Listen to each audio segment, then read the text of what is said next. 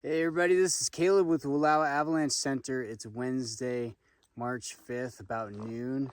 You and I are in a snow pit up in the Blues.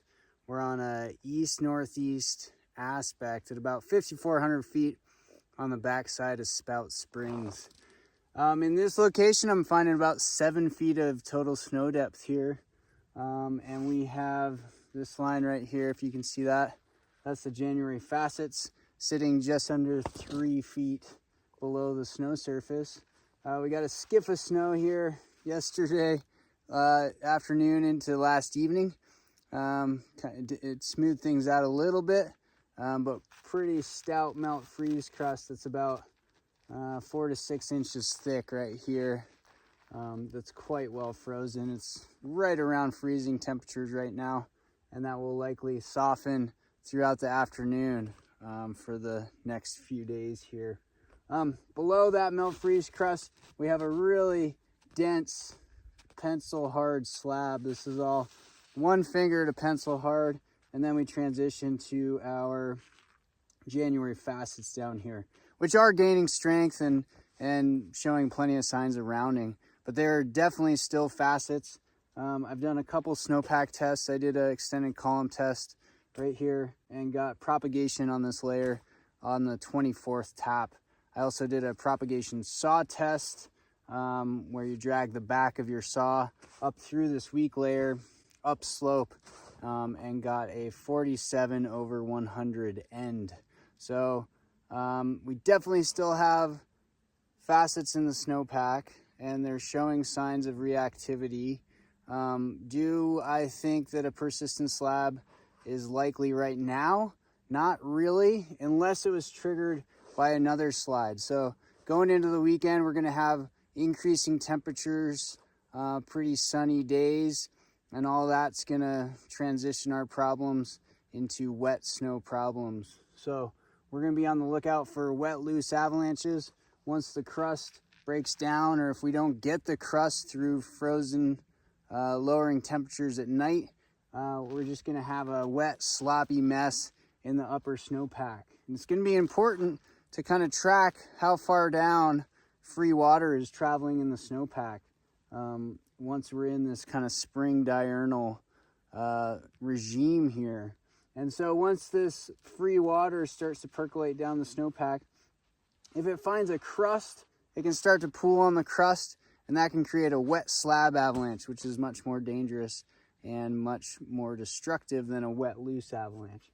What we're really going to keep our eyes on is to see, it's going to take some work to get through this really dense slab here. But if you find yourself digging down into the snow and you find saturated facets that are underlying a nice saturated slab, that should be a big warning sign that you need to take a big step back in your terrain selection. So where does my mind go with the spring diurnal mindset? Well, I like the travel in the morning over frozen snow after a night of freezing temperatures. However, that does provide some other hazards such as slips and falls. And so I've been getting my sharps out lately, traveling with an ice axe and crampons and ski crampons in the morning.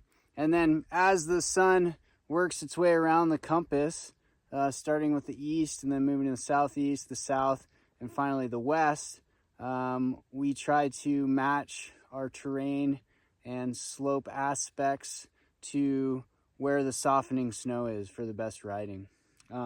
Once it gets beyond prime, if I step off my skis or off my snow machine and I just sink straight up into my ankle, about ankle depth, and just wet, sloppy mess, the riding is pretty schmooey, not so good.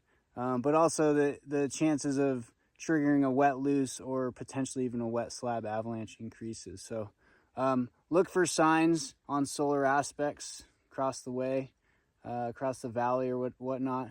Look for signs such as pinwheels and roller balls. You can find small, short test slopes that are in the sun and try and push some of that loose snow, see how much snow it entrains.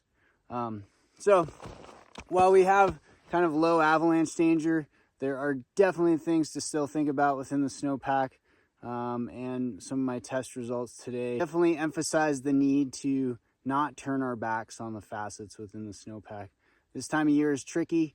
It often catches seasoned recreationists and professionals off guard. We are ready to go, get deeper into the mountains, bigger objectives, and we need to just take a step back, slow down. This time of year is tricky. So it's a week of remembrance, remembering Kip Rand and Nick Burks, who are both forecasters for the Willow Avalanche Center and are no longer with us. So submit your observations. Let us know what you're seeing out there. We really appreciate all the obs coming in lately. Keep them coming, even if you think there isn't too much going on. Send us some photos if you get out. Thanks so much, and we'll see you next time.